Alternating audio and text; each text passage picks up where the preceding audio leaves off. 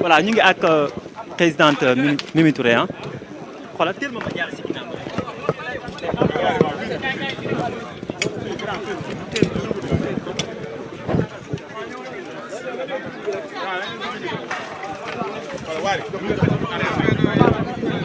xoolal waaw d'accord xoolal kii yëpp kii ko.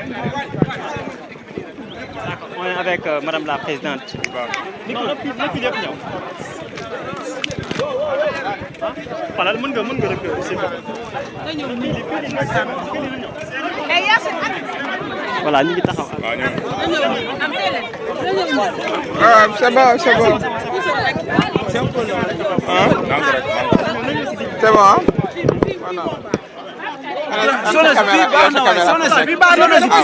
C'est bon. waaw ay ca leen. Non, si digg bi lañ war a fii dafa baax. Ah ouais, c'est ça. Ouais. C'est bon. Oui, je suis venu dama ñëw tey fekkee audience bi nga xam ne moo am fii. Ay sa téléphone du sa sac. dama ñëw tey fekkee audience bi nga xam ne ci la ñuy dogal participation bu Ousmane Sonko. sama ñëw bi nag ñëw solidarité la ak di am yaakaar ne cette fois-ci justice sénégalaise dina dire le droit maanaam dana àtte yoon. dégg nañu avocat yi mais defe naa ne waxuma avocat yi sax mais sénégalais yëpp jàpp nañ ne vraiment lii yëpp politique ko lal.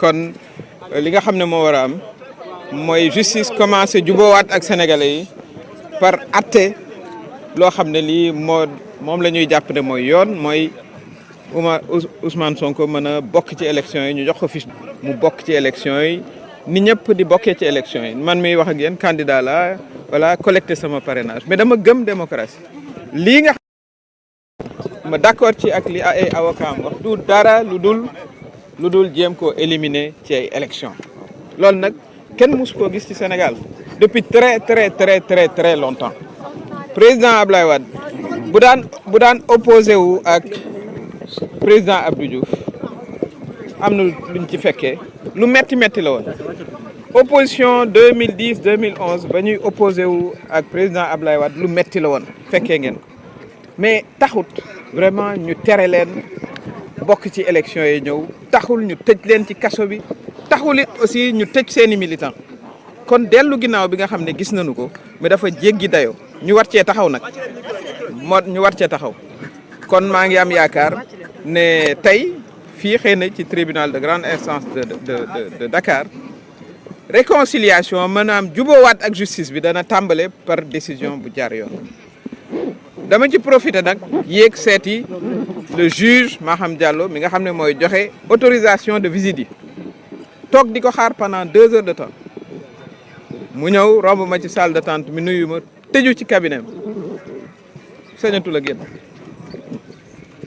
ancien garde des Sceaux luñ ma wax bàyyi fi sa pièce d'identité moo tax ma bàyyil ko lettre ne ko vraiment maa ngi regretté ne ko Sénégal amatul élégance républicaine ndax man maa doon quand même patron ma nekkee garde des Sceaux su fekkee ne doo ma jox permis mais amal courage ne ma madame l'ancienne garde des Sceaux kaay toog lii ak lii a tax mënuma laa jox permis de visite pour Ousmane Sonko donc encore une fois muy régression démocratique muñ mosul a gis Ablaye Wade dañ ko daan tëj di permettre nit ñi di ko seeti tranquillement mais selon vous lan moo waral décision bi nu mel lan moo waral. waaw mais dafa bokk rek ci li nga xam ne moom la ñuy dund dellu ginnaaw bi nga xam ne ci la ñu nekk ci wàllu démocratie lépp ci benn ëmb bi la voilà et puis violation au droit wu voilà détenu bi la am na droit wu recevoir am nañu droit wu dem seeti ko donc franchement dama ne woon damay sol sama daal man sama bopp dem toog ca salle d'attente ba may dem bàyyil naa ko bataaxal bind ko ne que je regrette que amul matuwaayu toog wax ma lu tax war a joxe ay permis de visite pourquoi. voilà donc situation boobu la nu fi fekk mais li ci ëpp solo mooy décision bi ñuy xaar muy doon décision boo xam ne mooy réconcilier ni ma ko waxee jubalewaat sénégalais yi ak seen justice parce que sénégalais yi nag vraiment mere nañ seen justice parce que lii nuy gis avocats yi jaar ci mais du dara lu dul bëgg a tere ab candidat mu bokk ci élection loolu mosut am depuis très longtemps Sénégal nag dañ koy bàkkee démocratie bu ñu demee ba ñu naan voilà opposant bi fi nekk tëj nañ ko kaso nangam dans 2 mois la ñuy dem élection am juge boo xam ne bii nañ ko fàttaliku dafa ne jox leen ko ay fiches ñu dem direction générale des élections ne du ma def loolu déjà premier problème administration yow boo respecté wu loi kan mooy respecté loi ñu dem cour suprême wàcce waat ko fii ñu wàcce waat ko fii tribunal kon tribunal ñu ngi xaar juge yi jël seen responsabilité ku ciy ragal président Macky Sall dem na deseetu ko fii voilà lu bari donc lan la ñuy ragal nañu gëm seen bopp voilà ragal yàlla aussi gëm li nga xam ne moom la ñu jàng muy droit ñu appliquer ko pour tout le monde bàyyi xale yi nga xam ne dañ leen a téye fa ma toog ci bureau juge ba xale yaa ngi fay ñëw di wut ay permis pour seeti seen ay morom yoo xam ne yi defuñu woon dara lu dul exercer seen droit constitutionnel constitution may na la nga manifester waxuñ la nga toj wala nga sàcc du ñooñoo fa nekk man mii di wax ak yéen sama responsable départemental bu Tamba ma nga ca kaso ba depuis 6 mois.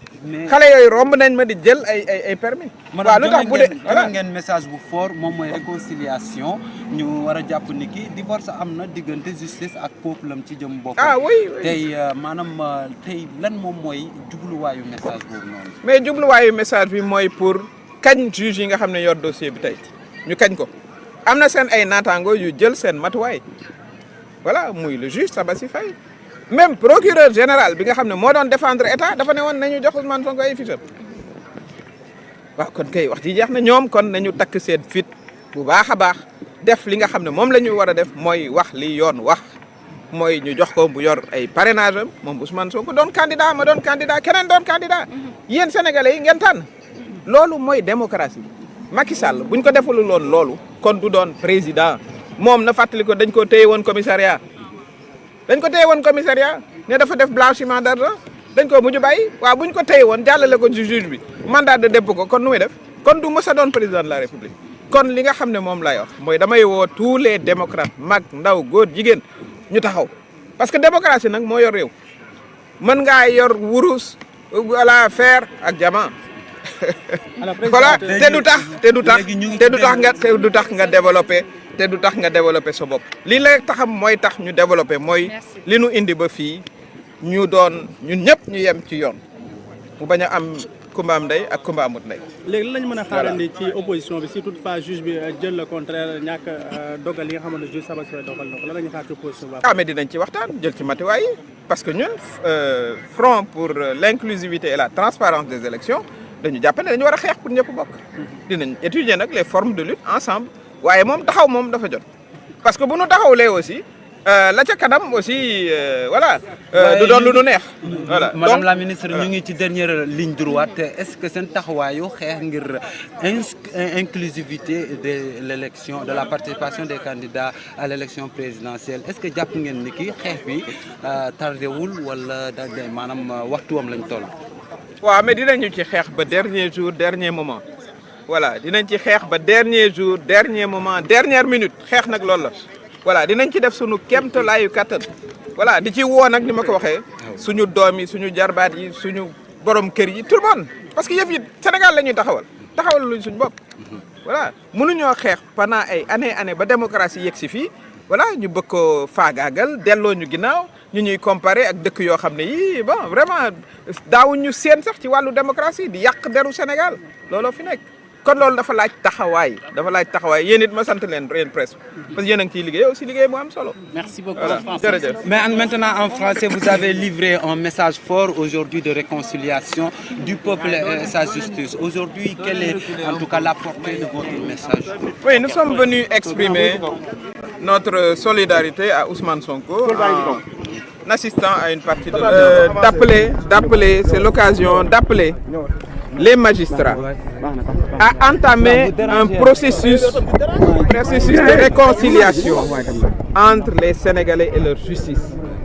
Parce qu'aujourd'hui, vous interrogez n'importe quel Sénégalais dans la rue, vous lui demandez est-ce que la justice est équitable, il vous dira non, qu'il y a 2 poids, 2 mesures dans la justice.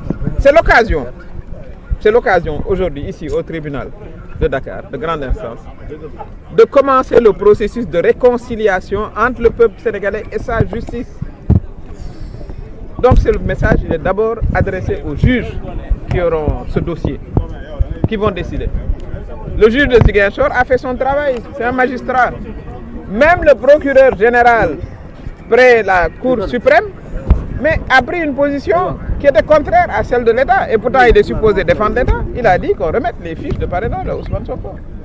Donc c'est quand même aujourd'hui un moment historique pour notre magistrature, pour prouver qu'elle est capable de s'élever au-delà des divergences politiques et des divergences politiciennes. Donc je m'attends à un verdict favorable et surtout que Ousmane Sonko participe aux élections, comme tout le monde. Moi, je suis candidat.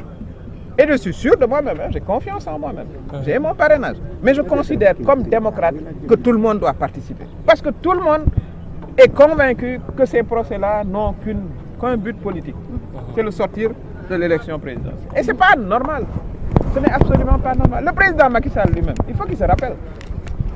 On l'avait convoqué au commissariat central pour des faits de blanchiment.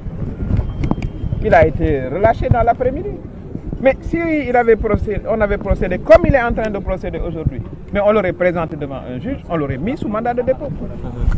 Donc il faut qu'il, dans un dernier sursaut, je dirais, il revienne à la normale. La normale, c'est une démocratie qui fonctionne. La normale, c'est des élections inclusives où tout le monde peut participer. Voilà ce qui nous a amené ce message-là. Alors, j'en ai profité pour aller voir le juge Maham Diallo pour lui demander un permis de visite, puisque j'étais allé une première fois, on m'a dit que le tampon n'était pas clair. Je l'ai attendu, il s'est enfermé dans son bureau, il n'a pas eu le courage de me recevoir pour me dire pourquoi il ne me le donnait pas. Et j'ai déploré ce manque d'élégance républicaine. J'ai été quand même garde des Sceaux, j'ai été son patron. Et le courage de dire, oui, madame le garde, l'ancienne garde des Sceaux, pour les raisons X, Y, je ne vous délivre pas.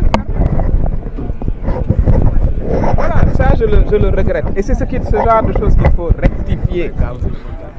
Et il faut également qu'on libère tous ces jeunes. Pendant que je l'attendais, pendant plus de 2 heures de temps, dans sa salle d'attente, beaucoup de jeunes venaient prendre des permis de visite pour aller voir des jeunes qui sont emprisonnés, alors qu'ils ne faisaient qu'exercer leurs droits constitutionnels. Mon responsable, Souleymane Dembélé, départemental de Tambacounda, est en prison depuis 6 mois. Mais ils sont des milliers de jeunes comme lui. Ils ont des familles, ils ont des enfants, ils ont des épouses. C'est une violation, mais caractérisée de leur viol. Et ça, ce n'est pas le Sénégal. Le Sénégal est engagé depuis quelque temps dans une forme de régression démocratique qu'on n'a jamais vue depuis plus de 30 ans.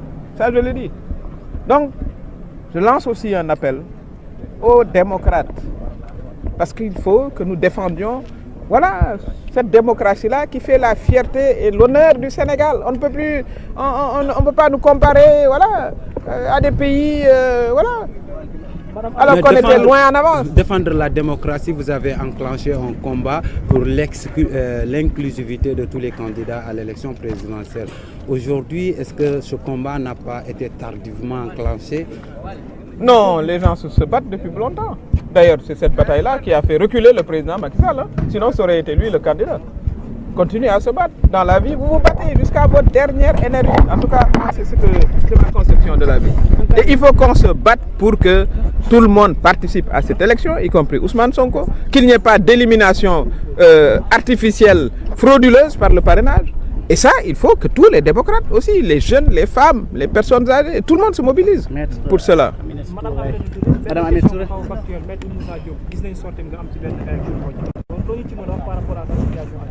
waaw mais maa ngi koy suivre nii yéen rek ci télé bi mais man li ma laajte mooy mu am une commission d'enquête li ma wax ci justice bi yëpp je n'ai pas dit commission d'enquête par hasard voilà.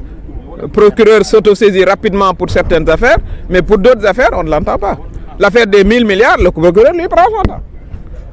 Voilà. Donc voilà le problème. Et il faut qu'on ait cette commission d'enquête, qu'on nous éclaircisse tous les types de licences qui ont été données pour tous les types de matériaux nobles, moins nobles. Qu'on sache. qu'on sache. Madame la Premier ministre, aujourd'hui, dénoncer un recul démocratique pendant ce temps, le président de la République est reçu à Genève par la Commission des Nations Unies sur les droits de l'homme. Oui. Quelque part aussi, c'est pas un débat contradictoire. Oui, mais là-bas, c'est des débats contradictoires. Hein. Il recevra les questions qu'il devra recevoir, y compris de la société civile. Mais moi, je vous donne mon point de vue et je vous le donne entièrement. On vit un recul démocratique sans précédent. Vous-même, les journalistes, combien d'entre vous ont été emprisonnés? Combien? Combien? Si nous voilà. étions en recul démocratique, est-ce que la déclaration des droits de l'homme aujourd'hui accueillerait... Mais tout le monde va... Mais les Nations Unies... Ok, les Nations Unies, c'est les pays membres. On reçoit tous les pays membres. Voilà. Et on discute de l'état, des droits de l'homme dans leur pays. Mais moi, ce qui m'intéresse, ce n'est pas ce qui se passe à Genève. Hein. C'est ce qui se passe ici au Sénégal. Parce qu'on est sénégalais. Moi, c'est ça qui m'intéresse aujourd'hui. Et il faut... C'est lié. Mais moi, fondamentalement, j'ai le droit de m'intéresser à ce dont je veux m'intéresser, monsieur. Ce qui m'intéresse, c'est le Sénégal et les Sénégalais. Et en l'occurrence, les élections vers lesquelles nous allons. Et il faut aujourd'hui que le verdict soit un verdict qui commence à réconcilier les Sénégalais avec leur justice. Parce que vous prenez les Sénégalais, vous les interrogerez, 99% vous diront que la justice n'est pas impartiale. Notamment dans ce cas-là, celui de Ousmane Sonko. Est-ce que vous gardez l'espoir que la justice sera... Je garde l'espoir parce que je pense qu'il y a des magistrats quand même qui continuent à croire à l'état de droit, je le crois. Je l'ai dit, hein, il y a eu des magistrats, des magistrates, beaucoup, il y a eu 2 femmes quand même. Les femmes, il semblerait que les femmes soient plus... voilà. Et on continuera à se battre. En cas de, quelle que soit la décision, on continuera à se battre jusqu'à la dernière minute, jusqu'au dernier moment. Le combat pour la démocratie, c'est un combat qui nous transcende.